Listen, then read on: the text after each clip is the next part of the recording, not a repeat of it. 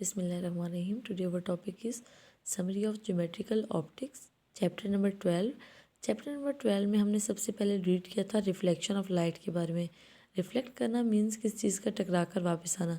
Reflection of light mean हम light को किसी प्लेन मिरर पे फॉल करवाएंगे, जब वो प्लेन मिरर को हिट करती है तो वो दोबारा रिफ्लेक्ट होके उसी मीडियम में चली जाती है जहाँ से हमने उसे फॉल करवाया था। इसके दो लॉज हैं। नंबर 1 इज़ नॉर्मल रे, रिफ्लेक्टेड रे और इंसिडेंट रे तमाम एक ही प्लेन में लाई करती हैं।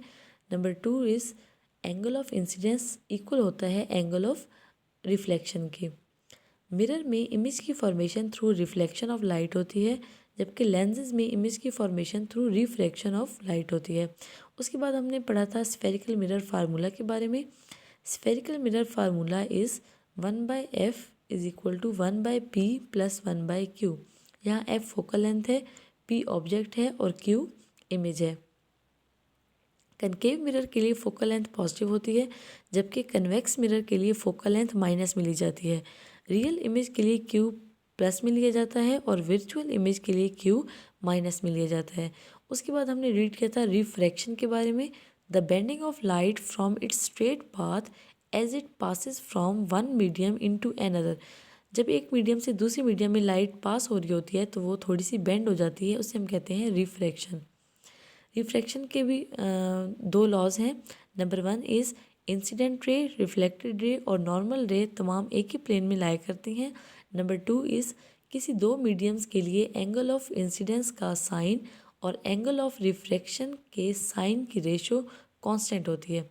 ये constant ratio reflective index n कहलाती है। Means n is equal to sine I by sine R. उसके बाद हमने रीड किया था रिफ्रैक्टिव इंडेक्स के बारे में।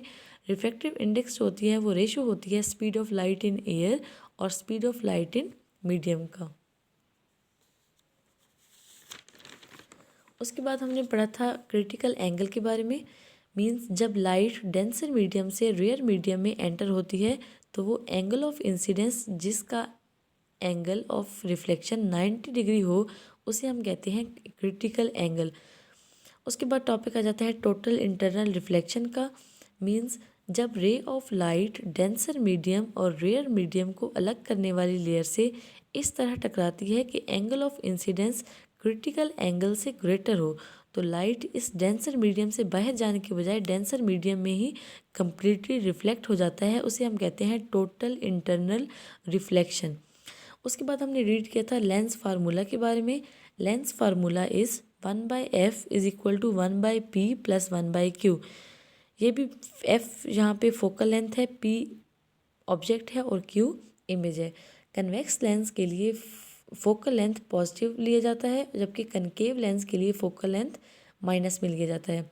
रियल इमेज के लिए q प्लस में लिया जाता है, जबकि वर्चुअल इमेज के लिए q माइनस में लिया जाता है।